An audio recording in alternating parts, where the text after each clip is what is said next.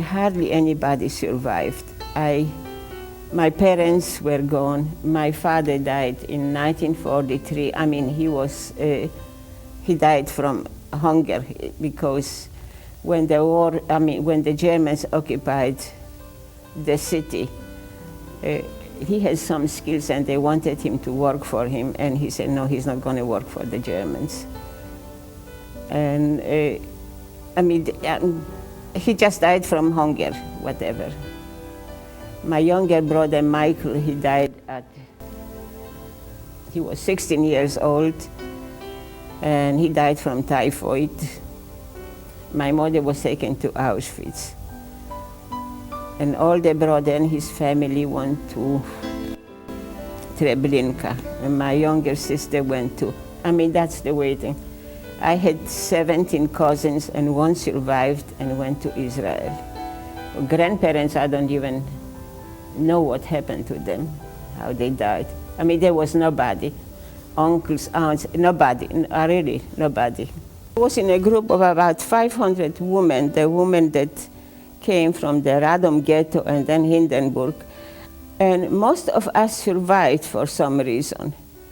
Just at the end of the war, about a month before the liberation, I got finally the typhoid fever. Everybody got typhoid fever. And I got at the end, and I didn't die of it. But most of us, of the young women that were with me, they survived the war there.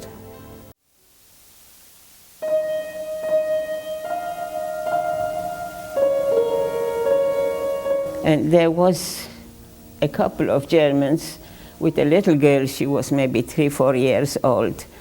They probably lived there, around there. He was working for the camp, I suppose. And then we heard screams. A baby was screaming. And there was another German that came. He was carrying the little baby by the 2 hands over his head.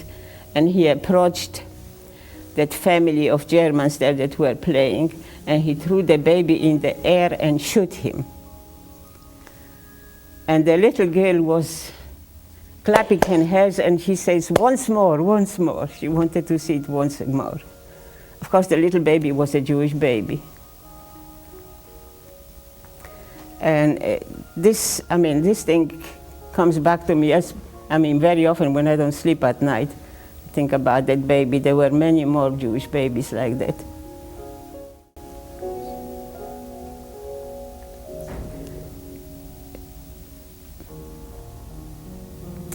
What can I tell you? That was just it. One of the things that happened to Jews then. Well, we had, for example, in our group was a girl. Her name was Buba, and she knew a lot of Jewish songs. And very often at night, she was singing to us. And then there was another girl called Eva Kolski, and before the war, she was studying singing too. She was going to be an opera singer. I lost care, I don't know what happened to her. And she used to sing. And other times we talked about our families, about good times. We did have some moments like that, we did. We were not completely,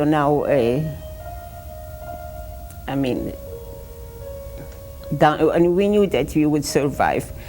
If you didn't think that you will make it, you didn't.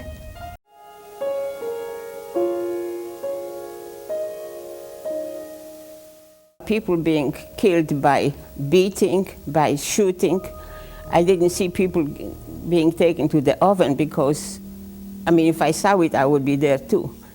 But I saw people being beaten all the time and being killed by gunshot.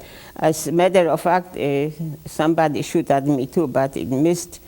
It just hit my side of the head, whatever. But that was something that happened all the time.